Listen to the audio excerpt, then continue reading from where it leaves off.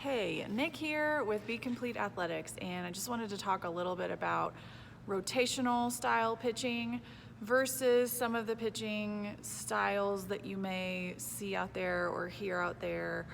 Honestly, for me, it's hard to even, to really say style of any other way, because the rotational style is just the natural way your body wants to move.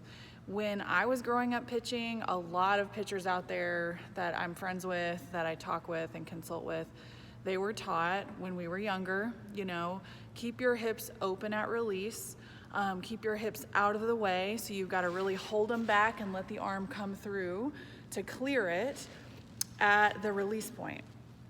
And even though we were taught that, and everyone said that, my body never did that. It did what it naturally wanted to do. It just fell into the right position.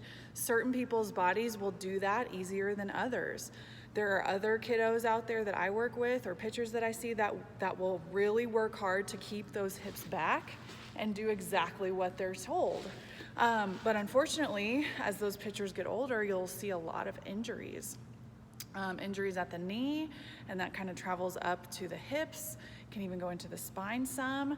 And here's why. Here's just the first reason I'm a big fan of this style, really, because it keeps you safe.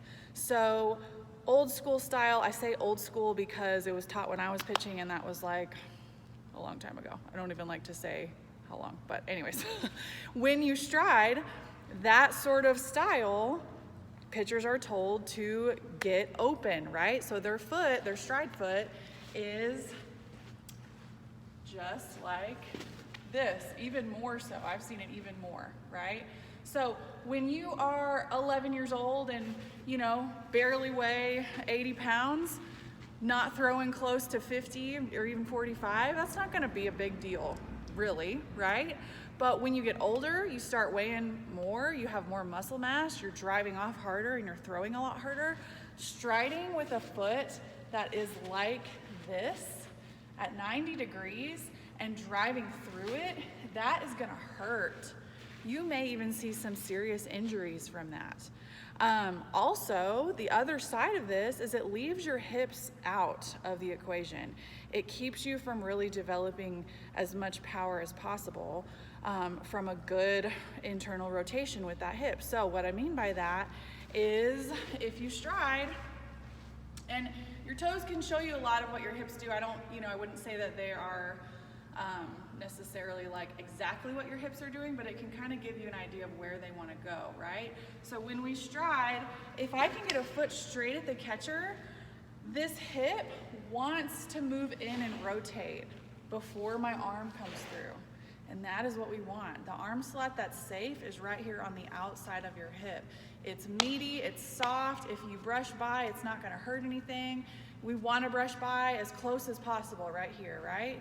If you are brushing by with hips completely open, with a stride foot like this, or even angled a little bit, there is a very hard, very sharp hip bone right here, and that can really mess with you. I've had several girls come to me, and we have like bruises, even fractures in this forearm right there from sweeping by with an open hip at release.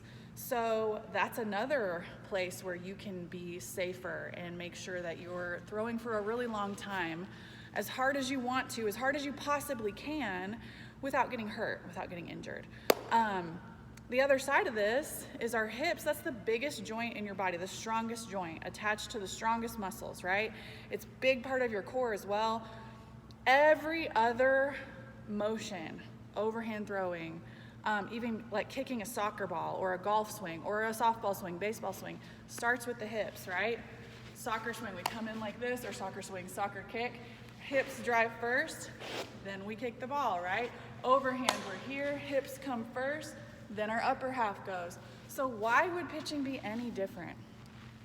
The other thing I like to tell people, if you slow down a motion, most of the motions have some sort of a pitching motion, internal rotation there. Some are more significant than others, Every pitcher is a little bit different as far as style goes, but most pitchers that are throwing hard that I've watched and studied have this hip rotating. It may be as simple as this, right? The feet are not always necessarily the same, but you're gonna see that hip rotate. And if you watch some of the great pitchers, like I love watching Monica Abbott throw, you can tell this girl has worked really, really hard on her technique. And she strides with the stride foot directly at the catcher, and she whips those hips around as fast as she can, then her arm comes through. That's how you generate speed with your arms. That's the whole philosophy in most hitting styles, right? That my hips start the power and my arms follow through, right? So with pitching, same thing. My hips start the power, my arms follow through, and it's like a whip. So be aware of that. You know, I've seen some girls that throw pretty hard and they're completely open. And part of me is like, girl, can you imagine how hard you would be throwing if your hips were working for you and your legs were working for you and you weren't hurting? Some of these girls I see, they're in high school, they're throwing close to 60, completely open when they come to me. And I'm like, is your knee hurting? And they're like, yeah, it is. It actually really hurts. So it makes sense, right? I mean, if you're stepping closed off as hard as you can into a knee that's closed like that, it's going to hurt. So make some adjustments. There's a lot of great instructors out there teaching specifically rotational style pitching. So if I can't help you, find someone that can in your area or wherever. Be safe, be smart, know what you're getting when you are starting with an instructor.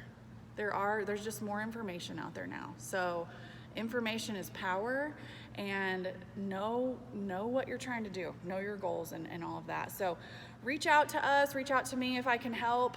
You can follow us on Facebook and Instagram at Be Complete Athletics. Our website is becompleteathletics.com. Yeah, happy to help for sure. We're located in the Oklahoma City area. Yeah, guys.